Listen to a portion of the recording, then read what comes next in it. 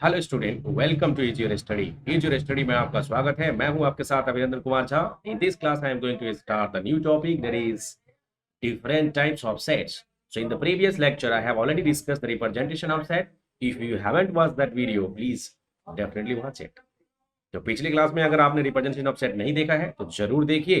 और आज की क्लास में हम पढ़ेंगे डिफरेंट टाइप्स ऑफ सेट। चलिए शुरू करते हैं।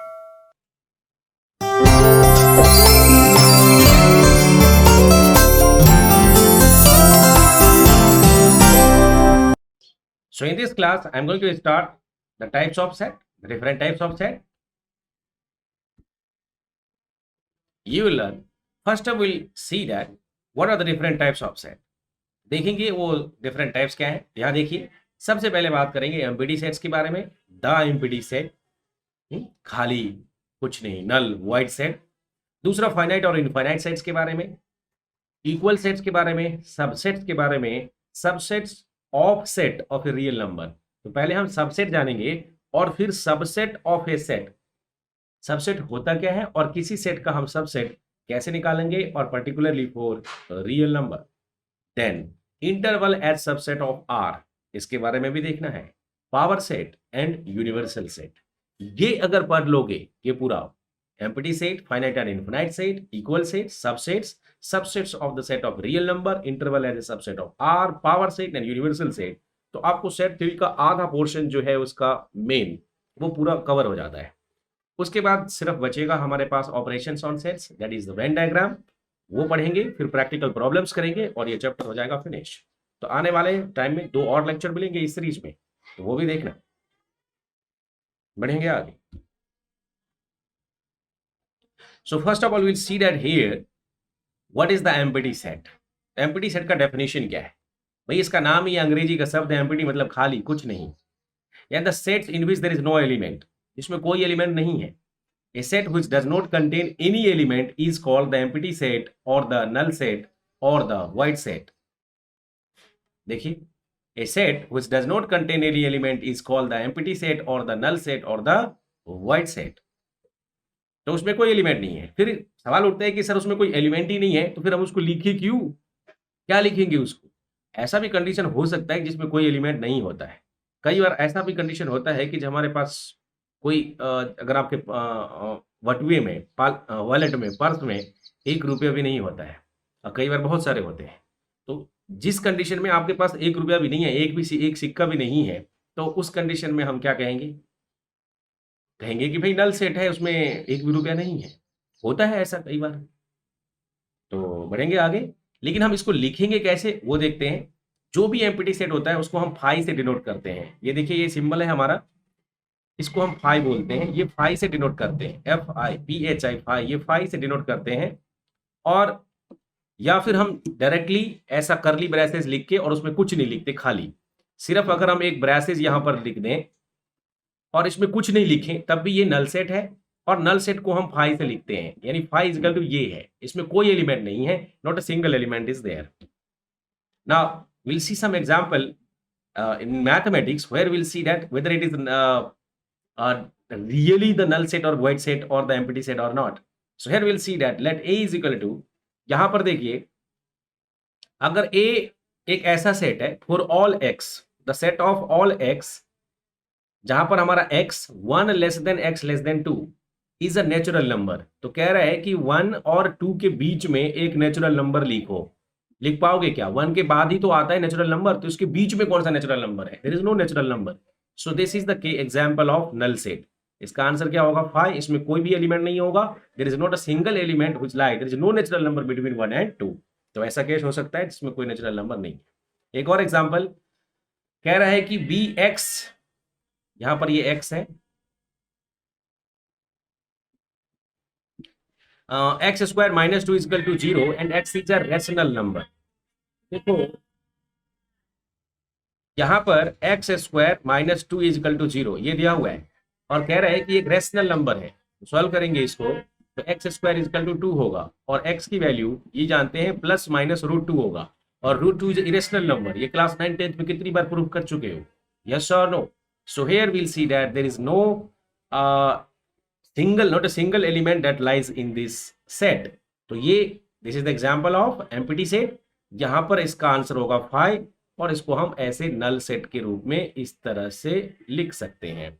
मैं ऐसे लिखता हूं, इस तरह से लिख सकते हैं, ये नल सेट है। तो दूसरा एग्जाम्पल भी है नल सेट।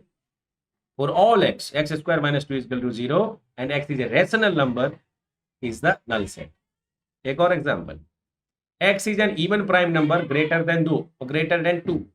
यहां पर हम देखेंगे एक even prime number greater than 2 है। प्राइम नंबर और greater than 2, prime number start कहां से होता है? 2 से प्राइम नंबर स्टार्ट होता है।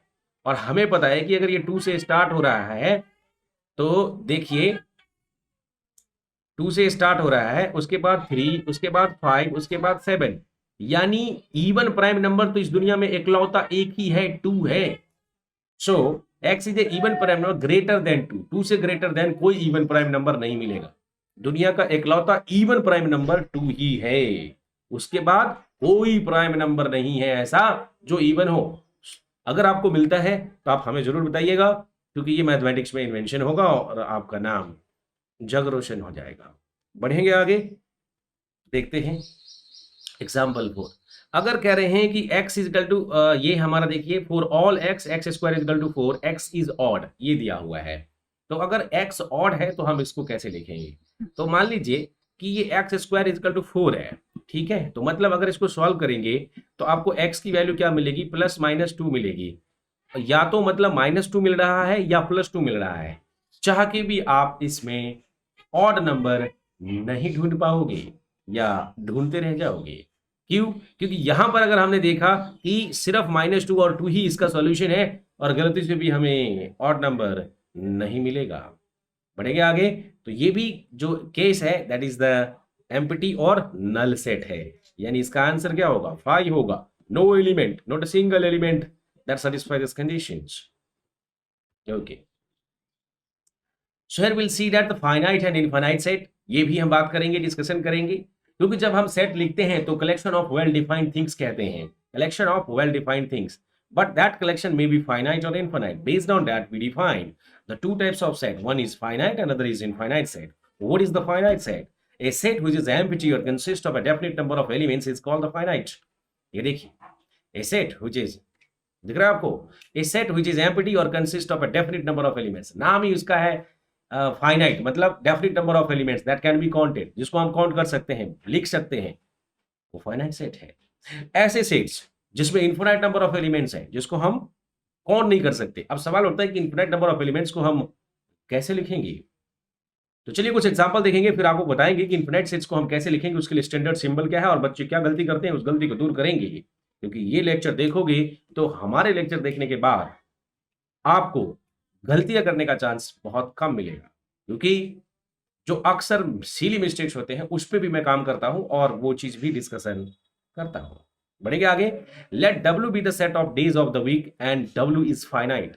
देखो एक सेट लिया गया है, W के बारे में इन्होंने बोला भाई ये एक सेट है जिसमें days of the week, days of the week, तो कहां से डेज शुरू होता है? Sunday, Monday, Tuesday, Wednesday, Thursday, Friday, Saturday, फिर से Sunday. So we can write it, this is finite set. हम इसको क्या करेंगे? लिख सकते हैं संडे है, मंडे है, ट्यूसडे है, हम इसको लिख सकते हैं। देखिए ये संडे है, ये मंडे है, इस तरह से हम इंडिविजुअल एलिमेंट्स को लिख सकते हैं। समझ आ गया? बढ़ेंगे आगे, ये फाइनाइट सेट है। अगर इसके बाद अगर देखना चाहते हो, let S be the set of solutions of the equation x square - 16 is equal to s is the finite. यानी ये कह रहा है कि x square - 16 is equal to 0, ये एक सेट है। क्या ये फाइनाइट है? इसका सॉल्यूशन लिखना है। अरे आपको मालूम है x square is equal to 16 लिखेंगे, इसको लिखेंगे +-4 है, so this is a finite, there is only two options -4 and 4। Yes और no? So we can write it. बढ़ेंगे आगे, तीसरा प्रॉब्लम क्या कहता है? Let C be the set of points on a line. अरे भाई एक लाइन पे कितने पॉइंट्स होते हैं? सर बचपन से पढ़ा हुआ है, हमें पता है इनफाइनाइट पॉइंट है, 11th में आ गए हैं हम। यस और no? There are infinite points. बहुत सारे पॉइंट को अगर एक साथ मिला के अगर इसको हम मिला देते हैं तो लाइन सेगमेंट मिलता है, दोनों तरफ एरो लगा देते हैं, मतलब it can be extended both side, then it becomes a line. पढ़ाऊंगा ज्योमेट्री में, वैसे आपको 11th में जरूरत नहीं है, लेकिन आपने पढ़ा होगा इसमें। This is collection of points, infinite. So these are some example of finite and infinite sets. Moving further. अब आपसे पूछते हैं, can you write all the elements of a finite, can you write all the elements of an infinite sets, यहां पर an कर लेना भैया, of an infinite sets, yes और नो? चलिए बताइए, लिख सकते हैं क्या? Answer is no. क्या आप लिख पाएंगे? No, then how? कोई बच्चा बोलता है यस, तो कमेंट में डालना कि हाँ मैं लिख सकता हूं, सारे एलिमेंट्स को लिखते बैठूंगा, 10-20 साल तक लिखता रहूंगा, और या फिर मेरी जिंदगी ने गुजर जाएगी। यानी इनफाइनाइट सेट में इतने एलिमेंट्स होते हैं कि आप लिखते बैठोगे तो जिंदगी गुजर सकती है, उम्र बीत सकती है, स्वर्ग सिधार जाओगे, अगला जन्म हो सकता है या नहीं हो सकता है। लेकिन अगर आंसर नो है तो फिर आंसर है कि हाउ, कैसे लिखेंगे? So by writing a few elements which clearly indicate the structure of the set followed or predicted by 3 dots, ये सबसे इंपॉर्टेंट पॉइंट है, ध्यान रखना है। अक्सर बच्चा क्या करता है कि जब मैं कहता हूं इनफिनाइट सेट, सर पाता है आपने बताया था 1 2 3 dot dot dot dot, 10-20 dot लगा देते हैं। अभी 10-20 डॉट की जरूरत नहीं है, डॉट भी कितने लगाएं? आप लोगों ने इसको भी स्टैंडर्ड कर दिया है, क्योंकि कई ताऊ जी बोलते थे मैंने तो 3 लगा के बैठा हूं, मेरा सही है। अब कोई गलती से 3 ही लिख रहा है तो उसका सही हो जाता था, कोई 2 लिखता था, मतलब ऐसा भी लिख सकते हो ना। देखो किसी ने ऐसा लिख दिया कि सर जो सेट ऑफ नेचुरल नंबर है डॉट डॉट, 2 ही बार लिखा। अब हमारे ताऊ जी ने बोला कि भाई ये 2-3 का झंझट हटाओ, और बेहतर है कि आप एक स्टैंडर्ड फॉर्मेट इस्तेमाल करो, और ये 1 1 और 1 3 डॉट इस्तेमाल करो। ये भी नहीं चलेगा, ये भी नहीं चलेगा, ये चलेगा जी।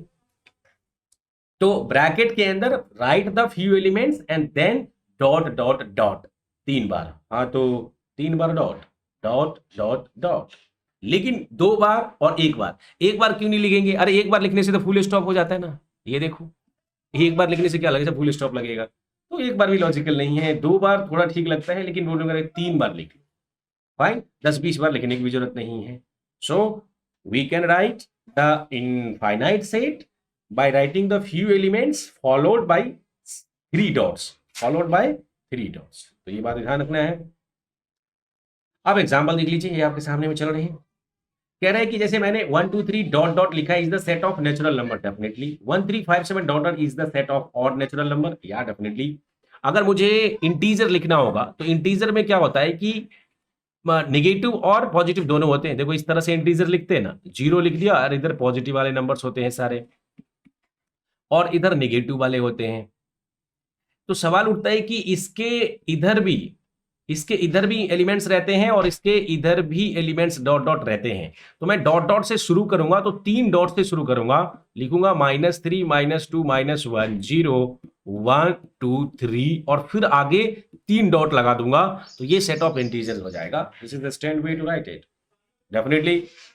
क्योंकि अभी जो पढ़ रहे हो, आगे जो भी क्लास में पढ़ोगे ये सब काम आने वाला है, तो मैं ऐसे आपको बता रहा हूं, तो हाँ आप ये समझ सके। अरे कोई आपको फिर हंस देंगे कि वाइवा में, खास करके जब इंजीनियरिंग कॉलेज में जाओगे, अरे इसको ये भी नहीं पता है, ऐसे वैसे सब पता है, यहाँ से पढ़ के जाओ, कोई प्रॉब्लम नहीं होगी, आगे बढ़ेंगे। आगे कुछ और इंपॉर्टेंट बात, all infinite set can not be describe, ये पढ़ो, describe in the roster form, और for example the set of real number. देखो सभी इनफाइनाइट सेट को हम रोस्टर फॉर्म में नहीं लिख सकते। अभी हमने बता दिया कि भाई इनफाइनाइट सेट को भी हम रोस्टर फॉर्म में लिख सकते हैं, फ्यू एलिमेंट्स लिखो और डॉट डॉट डॉट लगा दो। आपने बोला हाँ सर ये तो लिख सकते, ये कर सकते, कौन सी बड़ी बात है। लेकिन क्या हम सभी इनफाइनाइट सेट को रोस्टर फॉर्म में लिख सकते हैं? आंसर है नहीं। सर वो कैसे? लिख तो सकते, इसमें क्या दिक्कत है? वो कुछ लिखो, एलिमेंट्स डॉट डॉट लिखो, ऐसा कैसे? तो देखिए, all infinite set can not be describe in the roster form. For example the set of real numbers cannot be described in this form because the elements of the set do not follow any particular pattern। तो infinite set को roasted form में लिख सकते हो तब जब उसके कुछ एलिमेंट्स आपको पता है और उसके बाद डॉट डॉट डॉट लगा देते हो, यानी कोई एक पैटर्न आपको पता होता है। लेकिन जब मैं कहता हूं रियल नंबर, तो क्या लिखोगे? All rational number are real number, all irrational numbers are real number. तो मैं अगर लिख देता हूं 1/2 1/5 dot dot dot 2/7 dot dot dot, तो आप रेशनल नंबर लिख रहे हो। अगर मैं कहता हूं 1 2 3 डॉट डॉट डॉट, ये रियल नंबर है, वो नेचुरल नंबर भी है। So there some confusion where we don't find exactly the some pattern in the numbers, so there we will not able to write all the infinite sets। तो ऐसे case के infinite sets को हम नहीं लिख सकते जहां पर हमें कुछ एलिमेंट्स और पैटर्न्स में कंफ्यूजन हो या फिर हमें पता ना हो या बहुत तरह तरह के एलिमेंट्स हो। कंफ्यूजन की बात नहीं है यहाँ पर, क्योंकि rational number, real number is the collection of all natural whole integer and all things. तो इसलिए हमें यहां पर दिक्कत होती है। बढ़ेंगे आगे। अब कुछ एग्जाम्पल देखते हैं इसी की, हम देखेंगे कि कौन सा examples of finite and infinite set, ये देख लेते हैं। ए स्टेट, ये देखिए, which of the following are finite and infinite set, ये आपसे पूछ रहा है उछल उछल के कि ये ले पढ़ा। यहां पर x such that x belongs to n, ये जो हमारा पहला है सेट, इसमें देखिए x माइनस एक्स और x minus two equal to 0। बोला है कि कौन सा फाइनाइट है कौन सा इनफाइनाइट है। तो अगर इसका हम सॉल्यूशन निकालेंगे और वो नेचुरल नंबर में है तो x की वैल्यू 1 है, x की वैल्यू 2 है, ये फाइनाइट है। X square equal to 4 belongs to n, x square equal to 4, तो मतलब x की वैल्यू तो हो जाएगा -2 n + 2। यहां भी काउंटेबल सेट है, हालांकि -2 रैशनल नंबर नहीं है। 2x - 1 इजकल टू 0, यहां पर x की वैल्यू 1/2 होगी। ये नेचुरल है और वो प्राइम है, तो प्राइम नंबर क्या होगा, बहुत सारे होंगे। प्राइम नंबर जो है 1 से स्टार्ट, नहीं 1 को छोड़ दो, 2 से स्टार्ट कर लो, 2 3 5 7, ये सब प्राइम नंबर हो जाएंगे। ऑड नंबर 1 से स्टार्ट हो जाएगा, 1 3 5 7 9, और इसमें डॉट डॉट डॉट भी आएंगे, इस वाले केस में डॉट डॉट डॉट भी आएंगे। तो ये दोनों जो है हमारा इनफाइनाइट हो जाएगा, इनफाइनाइट, ये भी और ये भी दोनों ही इनफाइनाइट होंगे, बट बाकी शुरू के जो हैं वो फाइनाइट होंगे। आंसर दे दिया है हमने, finite finite finite, infinite infinite infinite. ये क्वेश्चंस देख लेना और कर लेना एग्जाम। बढ़ेंगे आगे। यहां पर पूछा गया है कि ये तो हो गया हमारा फाइनाइट सेट और इनफाइनाइट सेट के प्रॉब्लम्स ओवर। अब हम देखेंगे इक्वल सेट्स क्या होता है। अगर इक्वल सेट्स को जानना चाहते हो तो इसका डेफिनेशन जानते हैं। देखो इसका नाम ही है इक्वल सेट, क्या लग रहा है आपको कुछ अलग होगा? इक्वल सेट्स का मतलब है कि when there are two sets A and B contains the same element, दोनों में सेम एलिमेंट हो, इक्वल एलिमेंट्स हो, तो हम कहेंगे दोनों इक्वल है। यही तो होता है उसका डेफिनेशन कि all the elements of A should lie in the B and all the elements of B should lie in the A, इसलिए वो इक्वल है। So two sets A and B are said to be equal if they have exactly the same element, and then we write equal sets को हम directly A is equal to B लिखते हैं। और आपको मालूम है कि इक्वल सेट्स को हम कैपिटल, जो सेट्स है उसको कैपिटल लेटर से डिनोट करते हैं, तो गलती से भी गलती मत कर देना, यानी A is equal to B ऐसा मत लिखना। A is equal to B लिखते हो इसका मतलब two sets A and B, A is equal to B लिखते हो इसका मतलब दो एलिमेंट्स इक्वल हैं A और B, याद रहे। तो यहां पर A is equal to B लिखते हैं। Otherwise sets are said to be unequal, अगर दोनों में सेम एलिमेंट्स नहीं है, कुछ अलग एलिमेंट्स भी हैं, तो वो अनइक्वल कहलाते हैं। और अनइक्वल सेट्स को हम इस तरह से लिखते हैं, A not equal to B। समझ आया? बढ़ेंगे आगे। सो एग्जाम्पल 1 देखिए, इसका एग्जाम्पल 1 पढ़ लीजिए, ठीक है। एग्जाम्पल 1 क्या कहता है, let A is equal to 1 2 3 4 and B is equal to 3 1 4 2, then A is equal to B। एक बच्चा चाहो क्या? क्यों चाहोगे ना? क्योंकि यहां पर उन्होंने देखा कि 1 2 3 4 है और यहां पर देखा तो 3 1 4 2 है। बोले सर ये तो अनइक्वल है, हो ही नहीं सकता। अरे इनइक्वल नहीं है, ये वही है, ये वही है, यही वही इंडियन टीम है जिसमें धोनी पिछले मैच में 7वें नंबर पे आया था और इस मैच में वो पहले ही नंबर पे आ गया, दूसरे नंबर पे आ गया। है तो इंडियन टीम ही ना। यानी यहां पर ऑर्डर चेंज कर दिया गया है, एलिमेंट्स वही हैं। यानी 3 इसमें है, 3 इसमें है, 1 इसमें है, 1 इसमें है, 4 इसमें है, 4 इसमें है, 2 इसमें है, 2 इसमें है। सो it contains the same element, however order is different. So order is immaterial, it does not matter the order in which you write the sets. Even you can repeat some sets also, I will tell you later. Yes or no? यहां पर मन में question आता है कि sir मान लो यहां 3 2 बार होता, इस वाले केस में कि 3 2 बार या 3 बार होता, 1 2 बार होता, रिपीट हो रहा है कुछ एलिमेंट्स, तो क्या ये दोनों इक्वल होते हैं? तो वो केस भी देखेंगे आगे, जहां पर मैंने ऐसा केस दिया है और उसके बारे में हम चर्चा करेंगे। दूसरा एग्जांपल है, let A be the set of prime number less than 6। देखो ए एक सेट है, प्राइम नंबर है, लेस देन क्या है 6 है, तो लेस देन 6 प्राइम नंबर क्या होता है बताओ? 2 होगा, 3 होगा और 5 होगा। ये सेट ए के एलिमेंट्स हो गए, मैंने रोस्टर फॉर्म में लिखा है। Now P is the set of prime factors of 30। तो प्राइम फैक्टर्स ऑफ 30 के प्राइम फैक्टर्स कहां से होंगे? 2 होगा, 3 होगा और 5 होगा। These are the prime factors. 10 नहीं होगा, 10 प्राइम नंबर ही नहीं है, 15 नहीं है। इसलिए ये दोनों सेट्स में सेम एलिमेंट्स हैं and I will say A is equal to P. So these are equal sets. A और बी इक्वल सेट्स हैं। बढ़ेंगे आगे। चलिए, इक्वल सेट्स के बारे में मैंने जो कहा था थोड़ी देर पहले कि अब हम देखेंगे अगर कुछ सेट रिपीट हो जाए अगर एक ही एलिमेंट्स में तो क्या होगा। A set does not change if one or more elements of the elements are repeated. आपको मालूम है ये, जैसा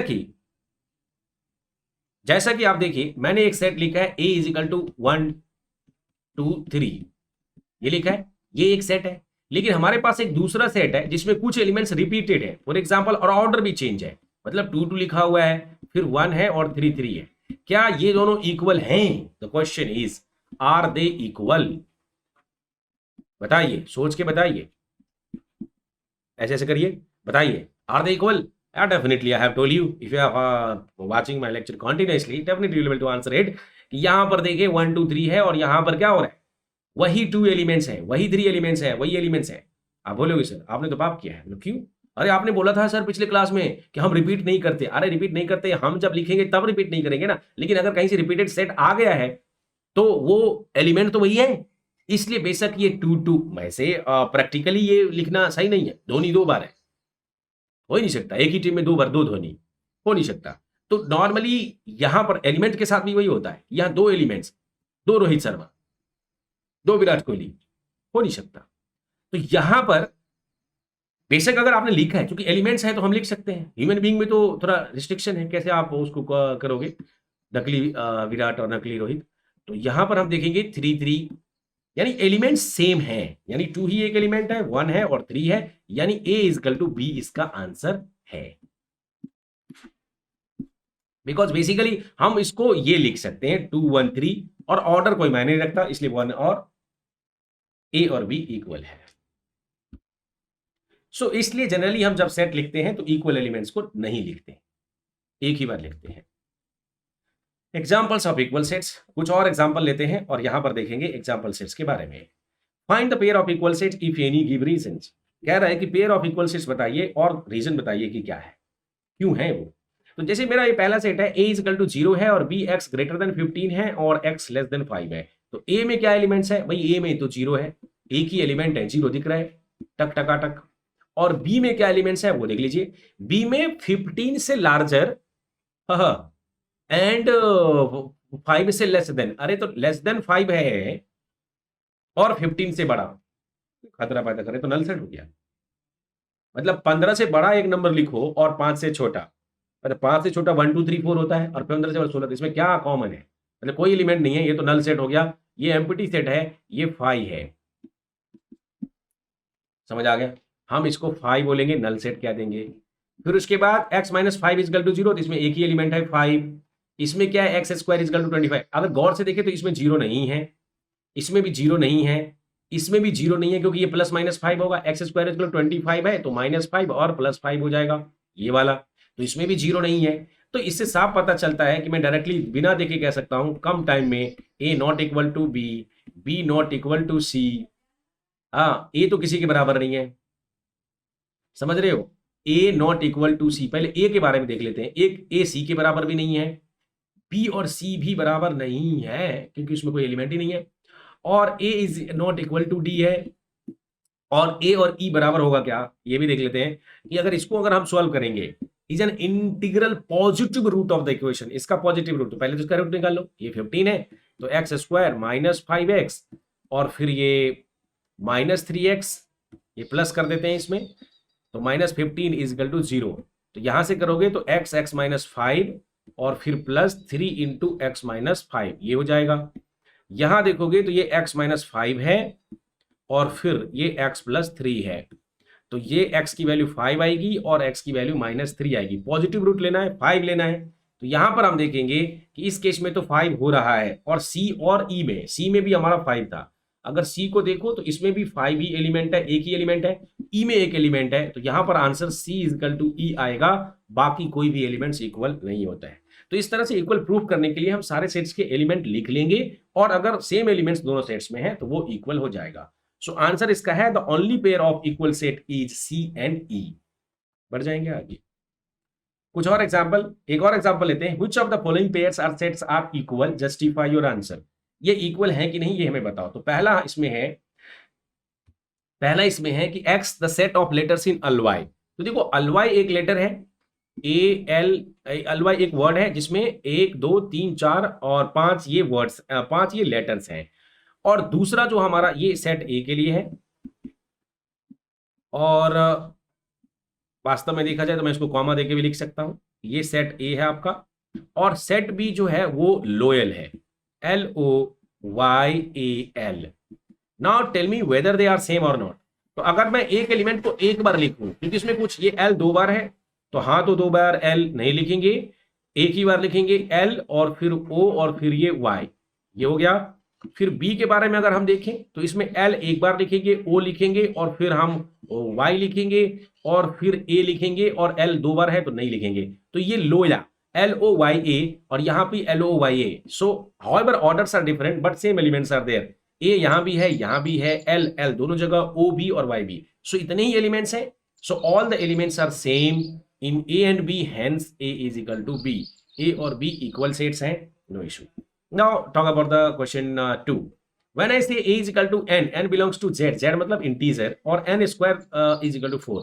तो इसको अगर सॉल्व करोगे तो n square less than is equal to 4 है, तो इसको सॉल्व करोगे तो n less than is equal two plus minus 2 हो जाएगा। समझ आ रहा है? तो एक हमारा यहां पर आया, तो n less than is equal two plus minus 2 है, तो 2 से छोटा और बड़ा ये हमें लेना पड़ेगा। 2 के बारे में इंटीजर है वो देख लेंगे। और यहां पर देखते हैं कि जो दूसरा सेट है A और B, इसमें x क्या है, रियल नंबर है, ये रियल नंबर है और ये इसका सॉल्यूशन है। तो जरा इसको देख लेते हैं, x square minus 3x plus 2 is equal to 0। तो यहां पर क्या होगा, अगर इसको सॉल्व करोगे x square minus 2x minus x plus 2 is equal to 0। ये फैक्टराइजेशन आपको मालूम है, x minus 2 minus 1 into x minus 2, ऐसा हो जाएगा। तो यहां पर हम x माइनस 2 कहेंगे और ये x माइनस 1 हो जाएगा 0 के बराबर। तो x इजकल टू 2 है और x इजकल टू 1 है। समझ आ गया? तो यहां पर 1 और 2 है, लेकिन क्या ये दोनों इक्वल है? तो b के एलिमेंट्स क्या है, b के एलिमेंट्स 1 और 2 है। a के एलिमेंट्स क्या होंगे? तो a तो हमारा देखो, अगर लेस देन प्लस माइनस 2 है, 2 से छोटा एलिमेंट होगा और इक्वल भी है, तो 1 और 2 हो सकता है। और साथ साथ इसमें और भी एलिमेंट्स होंगे कि वो माइनस 2 से भी छोटा है। एक बार अगर मान लो हम इसमें n लेस देन, क्योंकि प्लस माइनस 2 है, तो इससे छोटा अगर एलिमेंट हम लिखेंगे लेस देन इक्वल टू, तो हम 1 लिख सकते हैं और 2 भी ले सकते हैं। समझ रहे हो? अगर पॉजिटिव लेना है तो, चूंकि ये इंटीजर है तो इसमें इससे छोटा और भी हो जाएगा, निगेटिव वाले भी सारे आ जाएंगे। और साथ साथ इसमें दूसरा केस हो सकता था कि जब n less than equal to minus 2 होगा, तो माइनस 2 तो आपको लेना है, उससे छोटा भी लेना है। तो माइनस 2 से छोटा क्या होगा, माइनस 3 होगा, माइनस 4 होगा, वगैरह वगैरह। तो इसमें एडिशनल एलिमेंट्स भी आ जाएंगे, जैसे माइनस 2 आ जाएंगे, माइनस 3 आ जाएंगे, तो ये दोनों इक्वल नहीं होंगे। So a is equal to B and a not equal to B, ये आंसर है। इसको पॉज करके लिख लेना, कॉपी में कर लेना। कोई दिक्कत हो, कंफ्यूजन हो तो कमेंट में जरूर डालो। a और b इक्वल है, और a और b दूसरे केस में इक्वल नहीं है, क्योंकि दोनों में एलिमेंट्स अलग अलग हैं, डिफरेंट डिफरेंट एलिमेंट्स भी आ गए हैं। समझ आया? बढ़ेंगे आगे। अब हमारे पास ये इक्वल सेट्स पूरा हो जाता है। अगले क्लास में जो बचा हुआ सेट्स है वो हम करेंगे। अभी हमने आज की क्लास में सीखा सिर्फ और सिर्फ जो डिफरेंट टाइप्स ऑफ सेट्स के बारे में। तो उस डिफरेंट सेट्स में हमने देखा finite set and infinite set देखा। उसके बाद हमने देखा इक्वल सेट, और इक्वल सेट से पहले हमने क्या देखा वो भी आपको दिखा देते हैं एक बार। आज की क्लास में हमने इक्वल सेट्स भी डिस्कस किया डिटेल में, फाइनाइट और इनफाइनाइट सेट डिस्कस किया है। ये पूरा डिटेल में आपने देख लिया।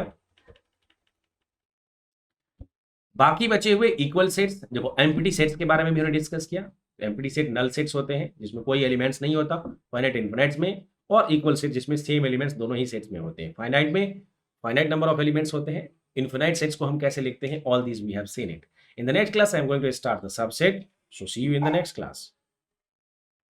Thank you. We'll meet in the next class. If you have any query, you can write in the comment box or the chat box. If you're watching on YouTube, please like, subscribe, and comment the channel. Thank you.